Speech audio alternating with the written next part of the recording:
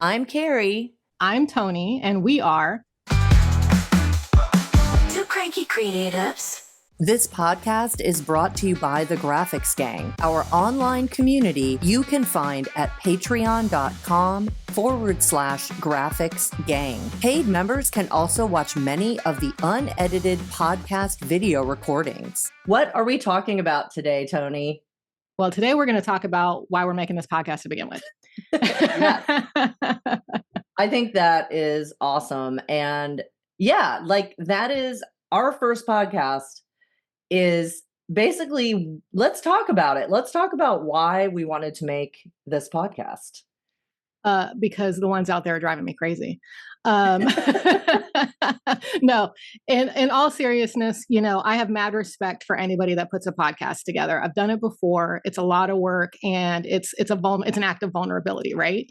But what drives me just a little bit crazy, specifically to the podcasts that are in our industry, which collectively is art and design, is they're so sweet, right? And it's funny, I was walking my dogs today because we were going to record this, and I was thinking about that quote that says, "My tongue is not a bakery. I don't sugarcoat that shit." Have you heard that one before? No, but I love that. Yeah, and I was like, one of the things, I'll be honest, I started out listening to lots of the creative podcasts. I don't listen to any of them anymore with any regularity, because the thing that I got really tired of was no one's talking about how hard it is, right? Yep. And it's not easy. This is not an easy. First of all, the what you get are the 7-figure business people selling you their dream, which is great, and it's real. They made it, but I think when you start to dissect it a little bit, you realize that it wasn't the art licensing that made them the 7 figures. Yeah. Right. But it's the if you start listening to these podcasts, most of them are teaching people how to break into art licensing and how to do that kind of thing. Right. You're not going to make 7 figures licensing your art. You're just not. I think like a handful of people do, but very, very few people.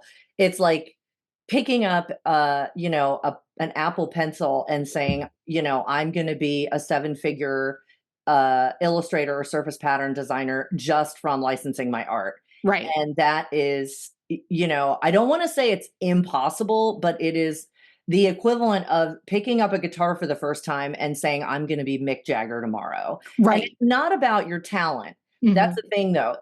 I guess the Mick Jagger analogy is kind of appropriate, but not really, because if you picked up a guitar and you were Mick Jagger all of a sudden, you probably would be right. really, in good shape. But the thing is, it's so much of what we do is about who we know and who we get in touch with, the people that we get in front of, and unfortunately, marketing ourselves, which feels really icky. Right. And salesy. Right. And even if you're doing it from a really authentic place, it still feels kind of icky because nobody wants to be pushy or, hey, buy this or, whatever. Look at how shiny I am. Right. And the thing is that, there are very few people that talk about this, but it's hard. And the thing is, I thought about creating some kind of, I don't know, business or something, or maybe class that was called A Million Little Things or 50 Jobs or something like that. Because the thing is, I have 50 jobs. Right. I do not just do art licensing. My God, I do not just do print on demand. I do not just do teaching. I also have a job where I host trivia at a bar, so, and that's a fun job. I really like it, but I have 50 jobs. Right. And, I have to put all these little teeny tiny pieces of income together to make a sustainable income. Right. And that takes work. Some of it is semi-passive, but I noticed if I don't put out new content on Skillshare for a while, my numbers drop. Right. So it's not that passive. It's a little bit passive. Right. So yeah, it's hard. And it's not like you just have one magic bullet and you can do one thing and then you're going to be set for life. Right. But when you listen to the podcasts, right? You're not getting the, I still have a full-time job, right? You're not getting that. You're Right. getting, here's this step and here's how you pitch and here's how you, or, and God love her, Katie Hunt. I think she's got an amazing podcast for like proof to product. But again, it's here's how you do these things, but none of the background information about what sucks about it all, quite frankly. Yeah. So that you know what you're getting yourself into, and I think. And so you know how to handle it too. Exactly. The thing is, the hardest part for me and like all of this has been, and when I say all of this, I mean being a professional artist since 2021 or since 2021-ish, since I went out on my own. The hardest part is nobody told me what to do when I have a predatory agency that pretends to be an agent that wants to represent me. And really what they want to do is charge me fees and make me take their classes and then not really do anything with my work, or a predatory agency that wants to own all of my art in like perpetuity and the copyrights. Right. And, the fact that like, I have a whole thing I could go into on agencies without naming names. I think we should do a whole podcast on that because I didn't know what to do. And I almost signed a contract that would have literally screwed me for the rest of my life. Wow. Yeah. And if I hadn't like been the age that I am and have the wisdom that I have and was a little bit more impulsive and a little bit more eager, I would have signed it because, and I had I hired an attorney, I paid the attorney to look at it. I ended up paying the attorney for doing something that was basically, I still ended up with no contract, but I was like, at least I feel safe. Yeah. But, nobody talks about all that stuff. So I didn't know what to do. I was like, and I'm asking like my boyfriend, who I absolutely love, and he's very smart.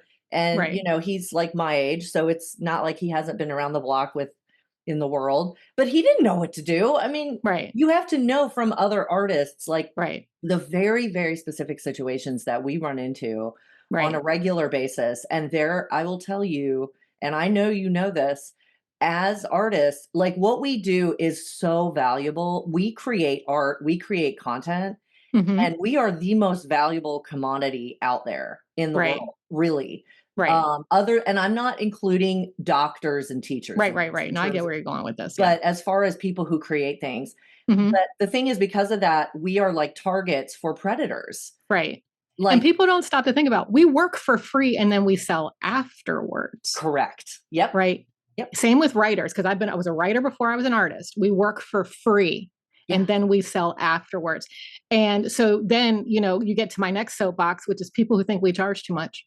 Yep. Oh yeah. That's going to be a whole. Oh yeah. There are so many subjects that I'm cranky about. You and me both. That's why we're two cranky creatives. Yeah. So, but like, but that's, when we were originally conceptualizing this podcast, that's what we were talking about. People don't talk about, how do you handle the people that are in your face going, why are you charging that? What do you do when you have a bad client? What about bad feedback? Oh my God. I mean, 30 years in the freelance game, I can't tell you how much I have wanted to like just scream when a client is like, I don't like it. Yeah. And they don't tell you why. And they don't know why. They don't even know why exactly. Yeah. Bad collaborators, just all of the things that, and nobody's talking about this, right? So it's all just like, and I don't want to say like they're selling a dream, because that's not the case. People are getting licensed every day. People are getting art, agency representation every day. You have an art practice. I have an art practice. I think we've both been in it about the same time. I put my first greeting card out into the world somewhere in 2020. But so yes, you absolutely can do this. I make a conscious decision to stay employed full-time because the majority of my practice is freelance work. And I want to be able to say no to people. So that gives me that freedom, but as I was getting into this game, the thing that was frustrating me the most was like if you take a class, there's no module, all the things that suck about this. Yeah. Right. Here's all the things you need to be prepared for that suck. Yeah. And like, nobody's talking about that stuff. And And what I am hopeful that people will get out of this podcast is we're not going to sugarcoat things. Like what sucks, sucks. And we're going to talk about that. Yep. But also like we've been dealing with this. So at some level we've, figured out things, or if we don't personally have a good solution for it, we'll find somebody who does to talk about that. Yep. So I'm looking forward to the guests that we're going to bring on and everything like that. But I think the other, this is going to be relatively uncut. So, which is great because I really don't want to spend the time editing this. Me either. Like my phone's going off right now. I'm like, I can't, I told my husband not to like that, let me be.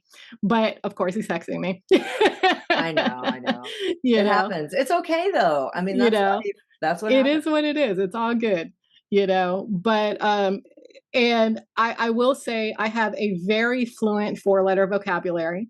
So that's probably going to come out. It's just who I am, and I think that's the other thing too about a lot of the podcasts and things that are out in the world right now. It's that everybody's got their phone voice on.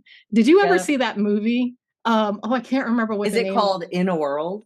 No, it wasn't called In a World, but it's got Lakeith Anderson in it, or Lakeith, whatever his name is. And it's a surrealist movie, but he's in a call center, and he's a Black man, and he puts on his phone voice, which is like a white voice. I'm going to have to look it up. That. Oh my God. It is so good. And I'm absolutely going to have to look it up really quickly. Yeah. But, everybody's putting on their phone voice is what I'm trying to say. Right. Yep. And so like I don't do that. And I, even with, even before when I was podcasting before, I don't do that. So yeah, it's going to have an explicit rating on it because the words are going to drop, Yep. And it's just going to be what it is. They are. Yeah, I agree. And, that's, there's a tax, I guess she's a consultant, Hannah Cole, who I just recently discovered. And I love her because she talks about money. Yeah. And she talks about money is also one of the not fun things about what we do and dealing with taxes and stuff. But, she sent an email out not long ago that was like, I'm fucking pissed about this, or this stupid, software is a piece of shit or whatever. And that email stood out to me so much out of all the other, I'm going to teach you how to draw a perfect circle or whatever. Right. That stood out to me because it was like real and it really was real. It wasn't, there's also this new trend of like vulnerability. So now I feel like there's a lot of fake vulnerability out there where people are only sharing a little bit. And one of the things that I'm doing, and I have no apologies for this, is I share about my bipolar disorder, not all the time, and it doesn't define me. Right. But I wrote a memoir, and I really just to get it out there so that I wouldn't ever feel ashamed about talking about it again. Because I'm like, look, the book's out there, so everybody knows, or they can find out. And that's another thing is like I have anxiety, I have depression, and I cannot tell you. It doesn't matter where I am and where I will ever be. It is normal for me to have a rejection, even if it's from somebody that I don't like, that I'm not that excited about, or, whatever. It could be an agency or licensing or whatever. If I get a rejection, I always feel like shit about myself. And I do have to learn, my mom, aside from being half Italian, is also a psychotherapist. I have learned how to talk myself out of that and realize that not to believe everything I think. But I talk about that really honestly. And you know what? A lot of people have depression and anxiety. Yeah. And it is an anxiety inducing career because you're always dependent on other people's opinion of you, other people's opinion of your art, and other people's acceptance and willing to pay you money for what you made, which is usually very personal to you. And that can be very emotionally charged. Right. So, yeah. No, I hear you. I mean, my whole art career is due to the fact that I was diagnosed with severe PTSD. Like I wouldn't have an art career if I hadn't got that diagnosis. You know what I'm saying? And so, it's funny how, mental health and things like that can definitely play into the situation. But I learned a long time ago that the best thing I can do for myself is be as real as possible, because then I don't have to worry anymore. And people purge themselves when that happens. You know what I'm saying? So like, like, I guess what I'm trying to say is who's in your life becomes a lot more authentic when that happens. But circling back to Hannah, I got that email too. I've been on her newsletter for a little while. And I actually offered to beta read her book. She's got a book coming out now. That's awesome. Yeah. And I did my little sales pitch thinking about like salesy stuff, because I was like, I've written 8 novels. I know how to write a best-selling book. Yeah, no, I think that's so cool that you're a writer. It was a lot of fun when it was going on. Writing romance novels is a very specific thing, because it has a formula, right? And like, they're very predictable. You always know like the beats, right? So like at 40 to 50% of the book, the 2 heroes must have kissed. At 70% of the book, they must have had sex. You know what I'm saying? So like, Yeah. like there's a formula, and it's not about what's going to happen, because they're always going to get together at the end, but it's like, how do they navigate their obstacles? Yeah. Like that. So, but I got tired of it after a while, because it is a formula and it is predictable. But yeah, so I did write romance novels there for a little while, and I still love writing. It's like the other half of my personality. Yeah. So, but that's another reason I like was drawn to you and was like, oh my God, we're going to get along so well, because I also am a writer, and I mostly just have written like, articles and stuff like that. I've tried writing some fiction and stuff like that, and it wasn't my thing, but I consider myself a writer too. And, one of the things I always pride myself on is like, if I write an email, it's not written by AI at all. Yeah. Because I don't want somebody else to say what I need to say. Yeah. Or some computer to say what I need to say. But yeah, I mean, Right. we have a lot in common. Yeah. So, I think it's going to be fun. yes. And, one of the things that I wanted to make a point about, I was thinking about this morning. I don't remember what I was doing, probably drinking coffee or something, but, I was raised and I don't know if it's just because I was a woman being raised this way, but, I was raised with if you don't have anything nice to say, don't say anything at all. And that is so damaging. That is a terrible thing to tell somebody in certain circumstances. Now, in a job interview, sure. Right. Yes. I've been in job interviews where they're like, so why did you leave your last job when I was really young and inexperienced? I'm like, well, I really didn't like this, thing or whatever. And I learned, you just say something like it wasn't the right fit. Wasn't the right fit. Yeah. You have that like you finesse those answers. So the answer to your question is yes, I was raised that way as well. But then I was also raised in Washington, D.C. in the 80s. Yeah. Okay. So I don't know if you remember, but back then we were the murder capital of the country. Oh, right? I didn't know DC was. Yeah. We had the body count on the news every day. Oh my God. We had, the crack cocaine wars were going on. Mm-hmm. We had a kingpin, all the stuff. Right. Yeah. And people were like, so I'm in high school and, like you could get jacked for your shoes kind of situation. Wow. And so like, there was like one rule. If you were going to say something, you better be prepared to fight.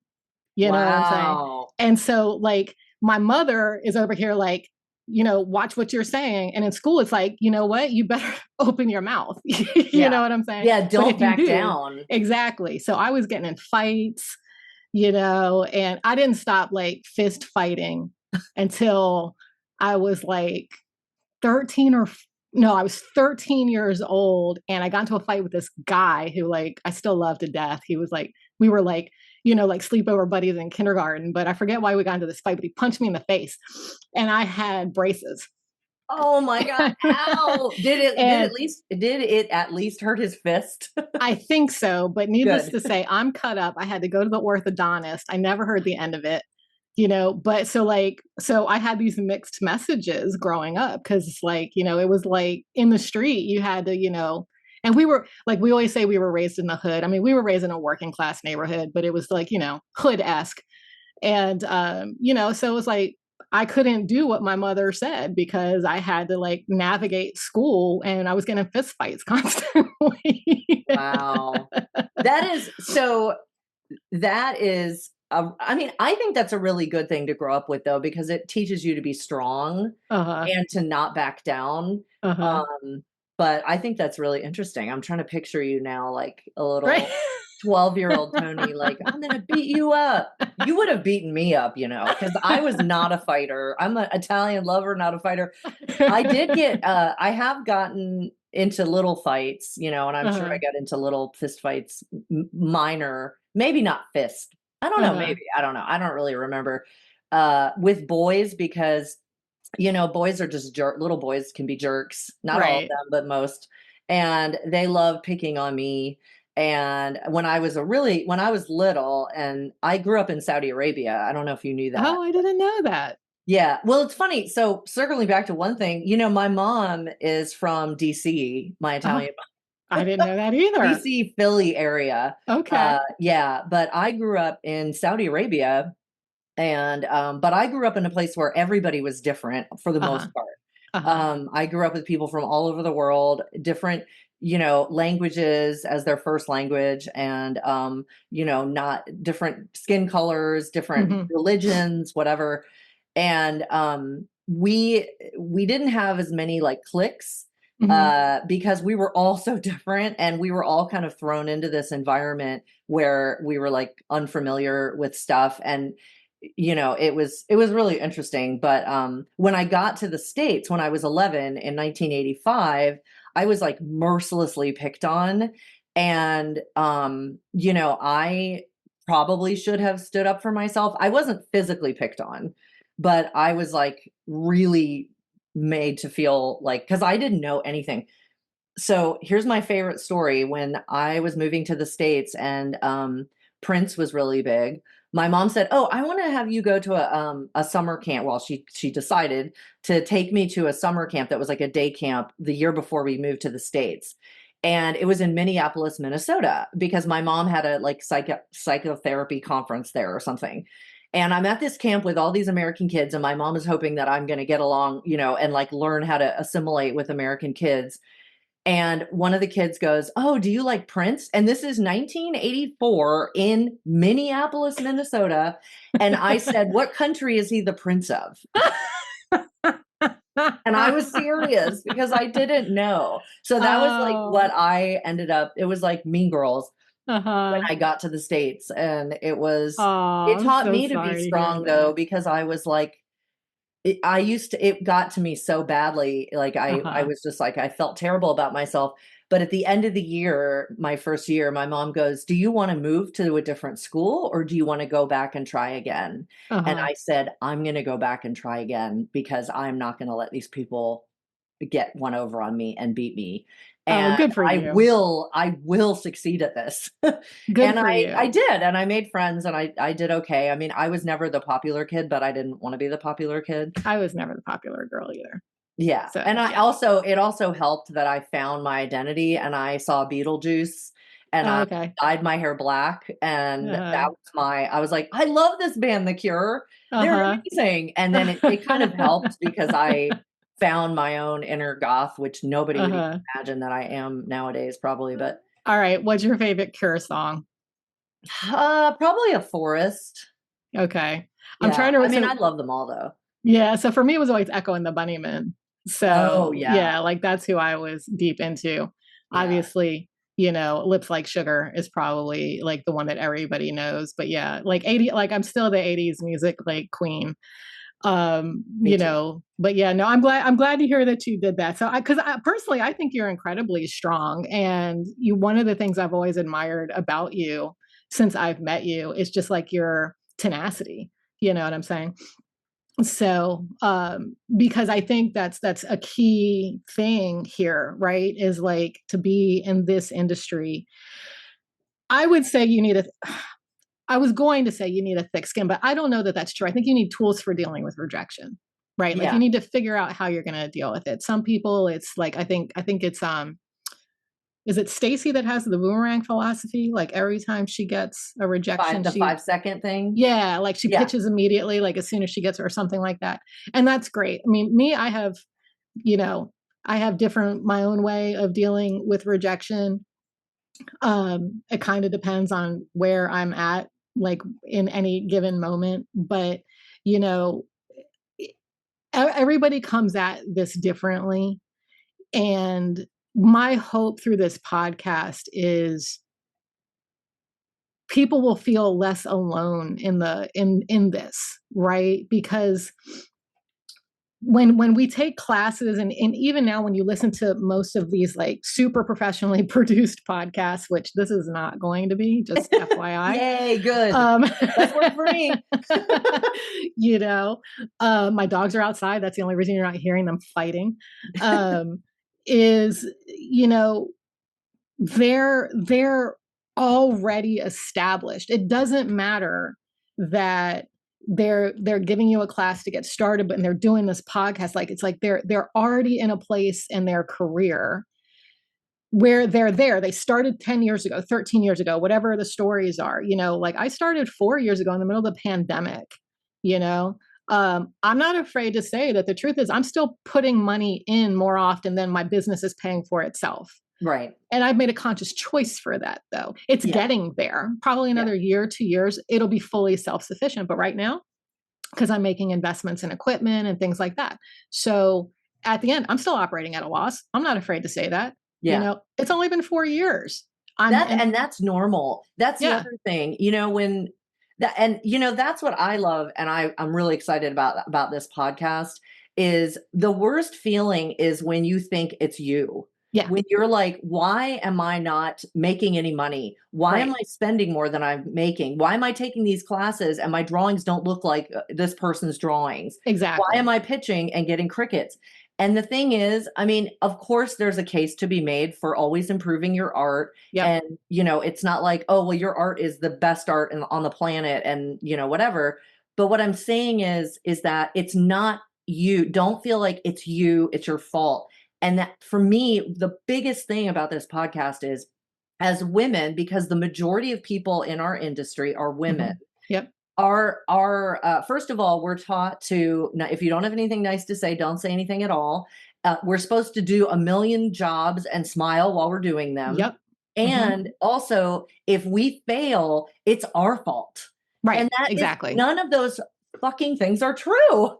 Absolutely none of them. Exactly. It's funny. I remember you had responded to one of my newsletters, and that was the moment I was like, she gets me, because I had said, like, I was doing all the things on social media. I was doing the behind the scenes. I was doing the reels. I was doing the this and I was doing that. And finally I was like, you know what? I fucking hate this shit.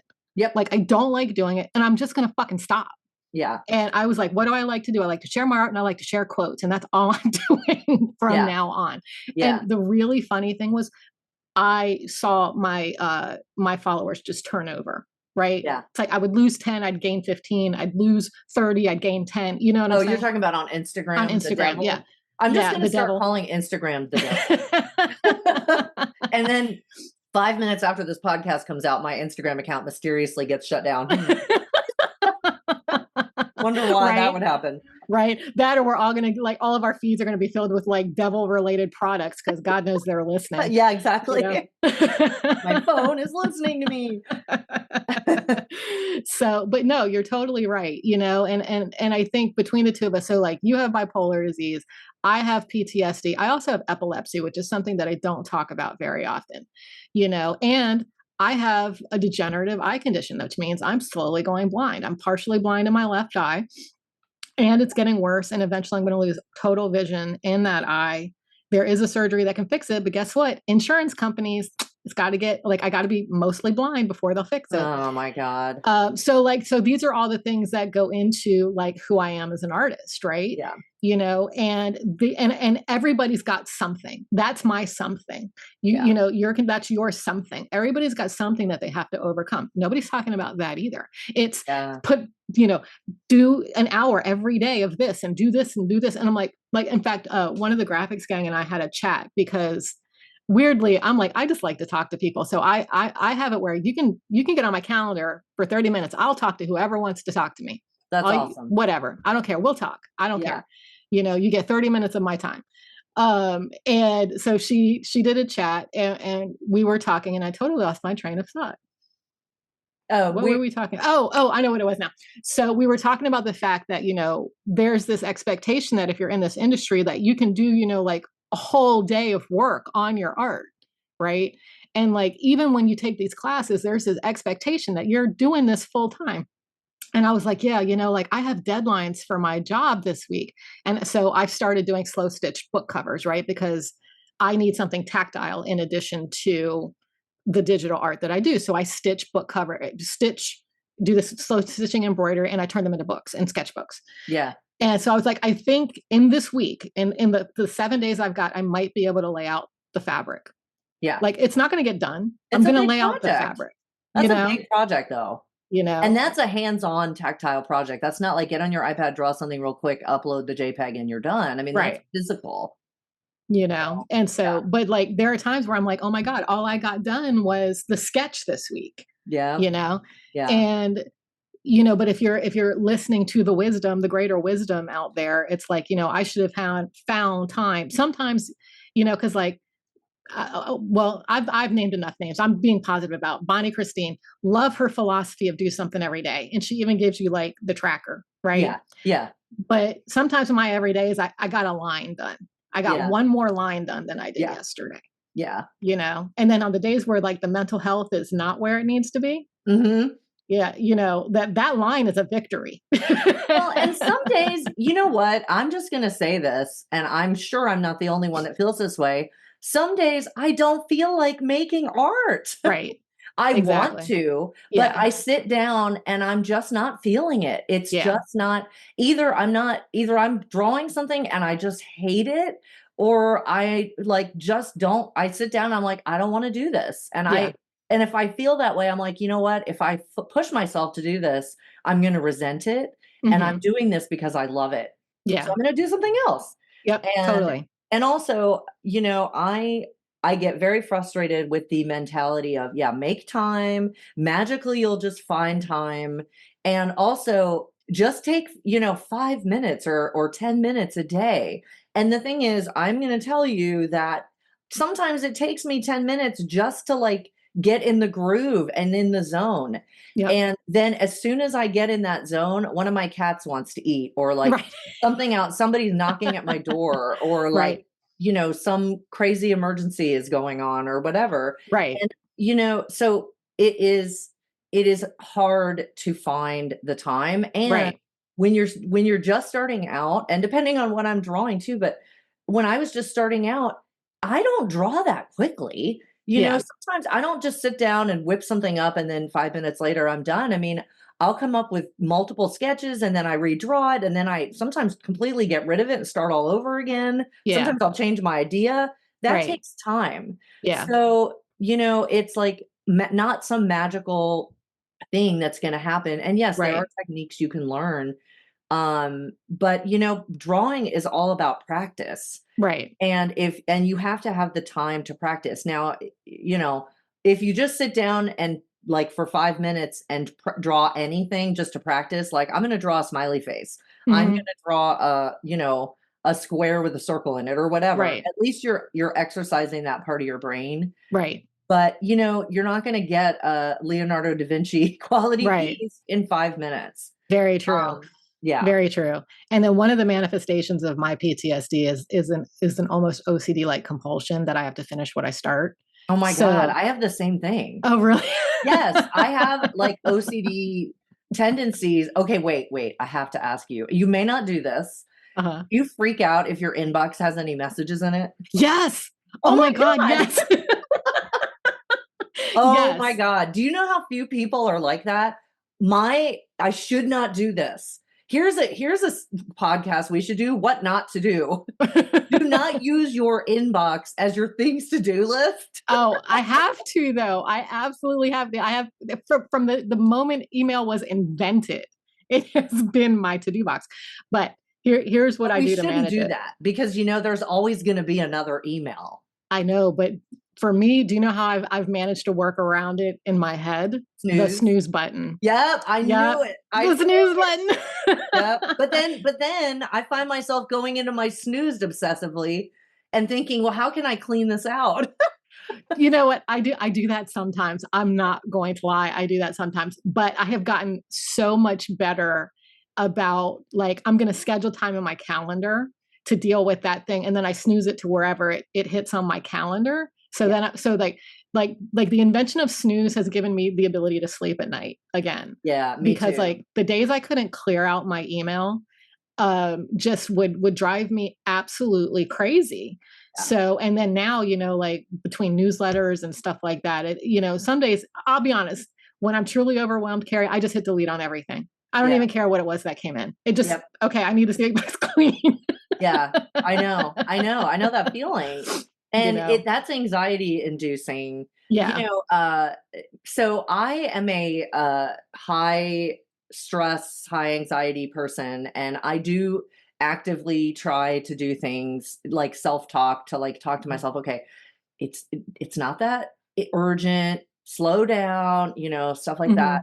Mhm. But my boyfriend is very laid back, and I think we complement each other really Uh-huh. well. And I'm always asking him, is this a normal reaction to this? Because I just Uh-huh. don't know. I have Yeah. no gauge.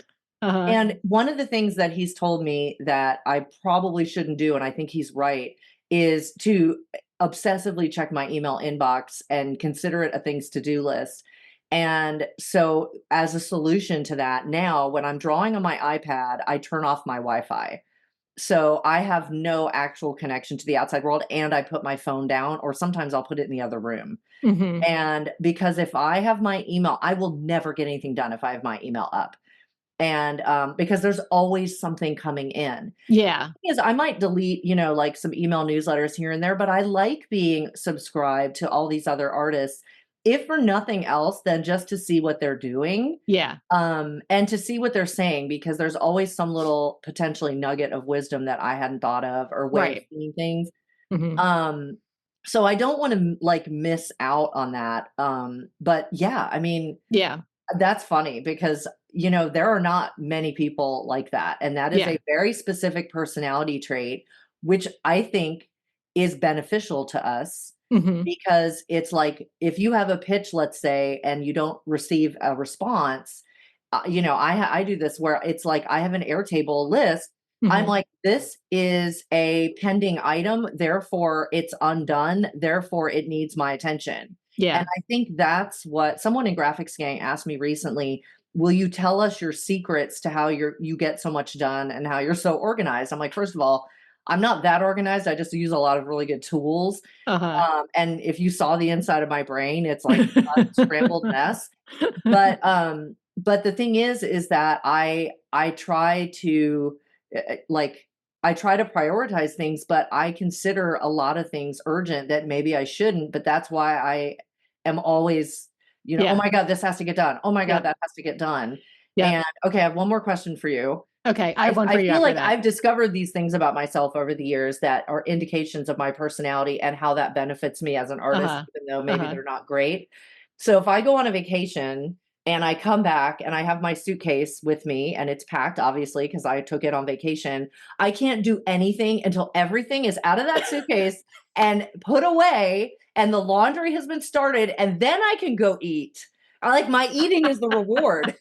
I can go out and see Oh my my friends. God. So I don't go so far as starting the laundry, but everything is in the dirty clothes to be washed. But Yeah, at the least yes. suitcase must be completely and fully unpacked. I don't care if I get home at midnight.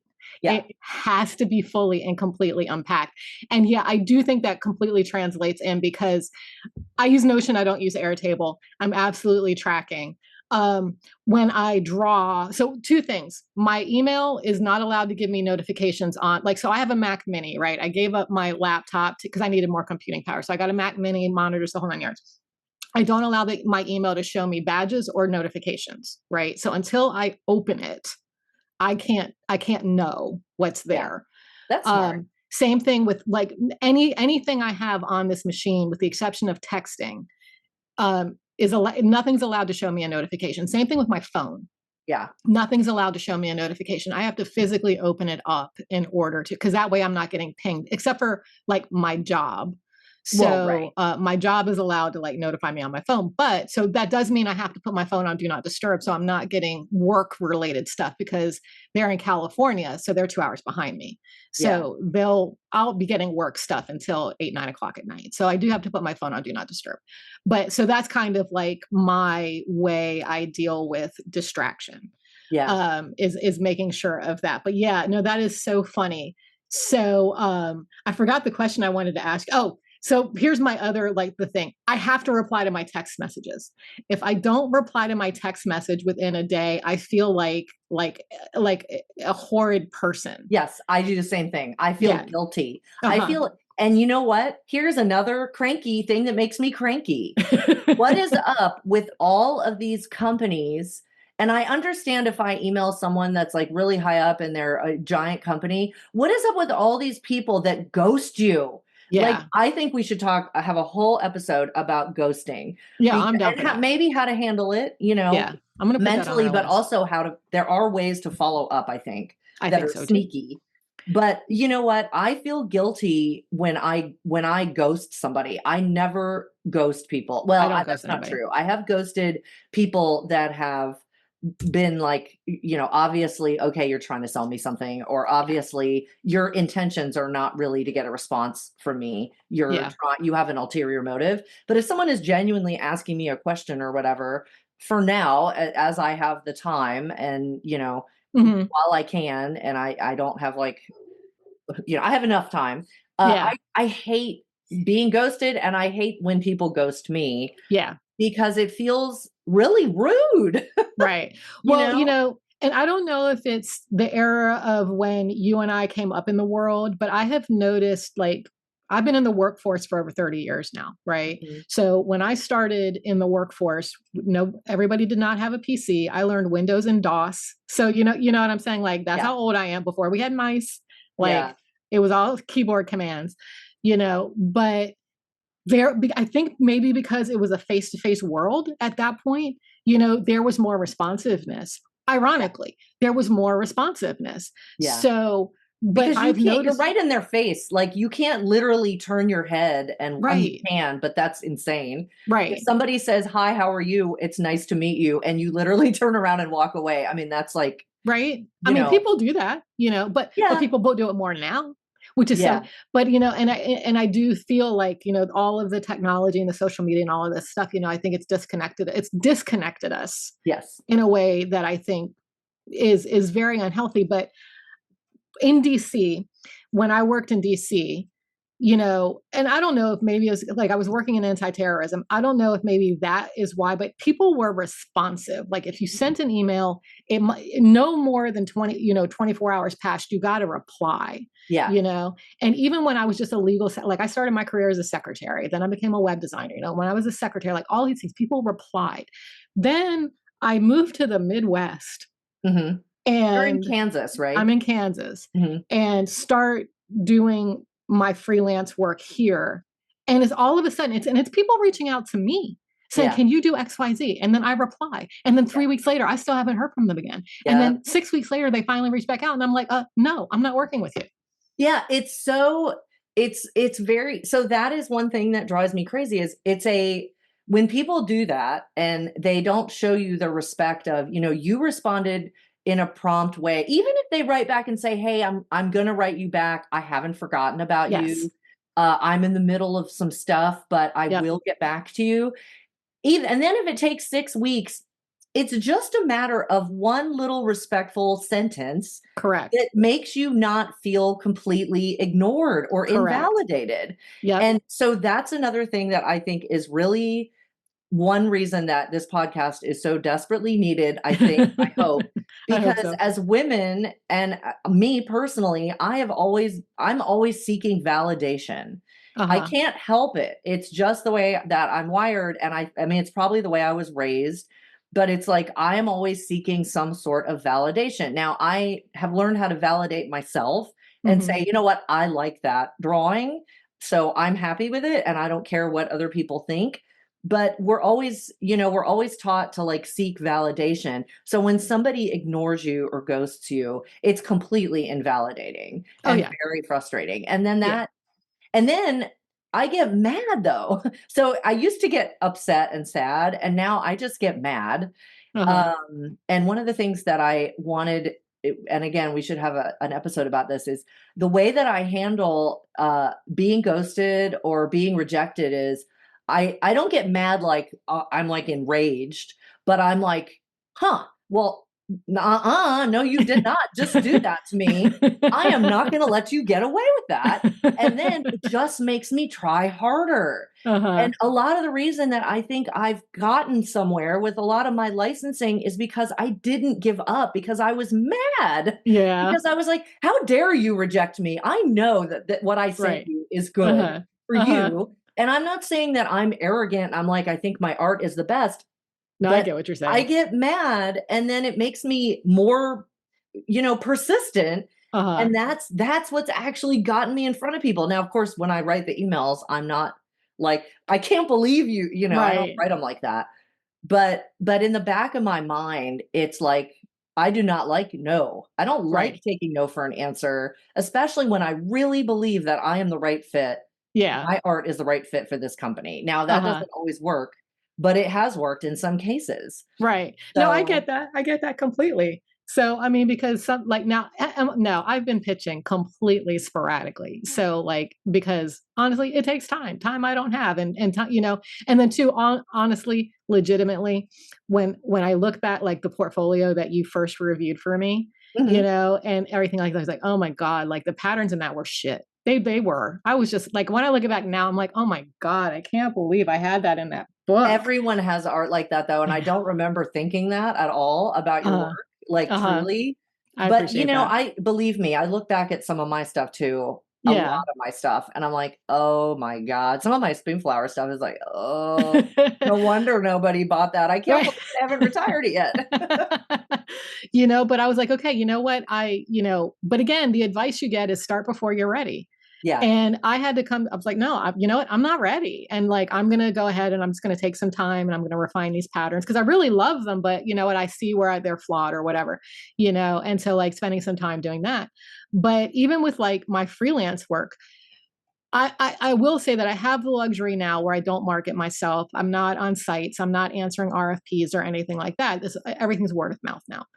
But that's also 30 years later.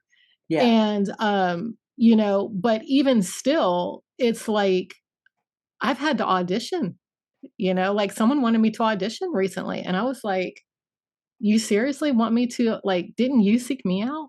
Like, yeah. what are you talking about? What can you say something about that really quickly? Well, yeah, it was like, can you give me one drawing so I can see? And I So it was was like, spec work. yeah.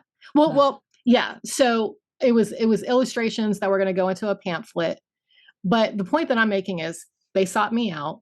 Mhm, They'd already seen my body of work because mhm, they sought me out. mhm. And now you want me to like Prove give you myself a again. drawing, Yeah, and it's like, so you want me to audition. Now, honestly, it was a grip that I was going to get paid. So I was like, okay, I'll give you one drawing.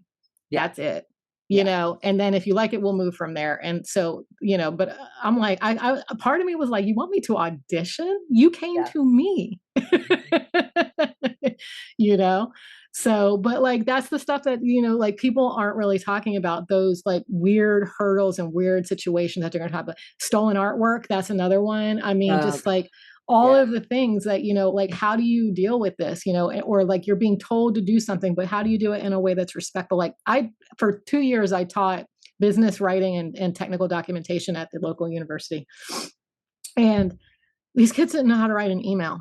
They didn't know about like etiquette. They didn't know about like work etiquette. Like I had to teach them how to like dress for an interview. I had to teach them and these kids, like they're in the work world, you know what I'm saying? And I feel like we're, the a lot of the brands that are out there now, some of them are on, they're young brands or but there's this mix of millennials and other age groups that are behind the art direction. You know what I'm yeah, saying? And it's like a different way of interacting.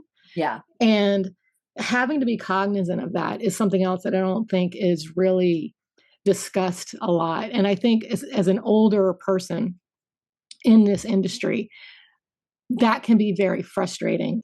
Just all of the things and all of the frustrations that nobody gets a place to vent them. Kind of Right. That's why we're doing this, Yes. and it's Yeah. but no, the one thing I want our listeners to understand is no, it's not just going to be like a vent session and you're going to walk away feeling bad. Like we Yeah. want everybody to we're going to do our best to talk about how we handle them, how we deal with them, and what we can do to help you get past it or whatever. Yeah. So, but yeah. Yeah. We're going to talk about the stuff that hopefully, is something you can relate to help you feel less alone, the stuff that nobody's talking about, the frustrations that make us cranky, Right. and give you a solution or a way to handle it. And it's going to be based on, mine is going to be based on my own experience of how I handled something. And, maybe, that's something that people can use for themselves in their lives. Right. Exactly. And there are just so many situations that we run into as, creatives, as artists, that are really unique to us. And there is no roadmap out there, Right. how to handle them, what even to do, how to react when it happens. Exactly. So I think this is going to be an awesome podcast. I'm really excited. I do too. If you're loving this podcast, don't forget to hit that subscribe button so you never miss an episode. And while you're at it, we'd love it if you could rate and review us. Your support helps more people discover the show and it keeps us going strong. Thanks for tuning in. It means a lot. I'm Toni. And I'm Carrie. It's okay to be cranky. In the meantime, keep creating.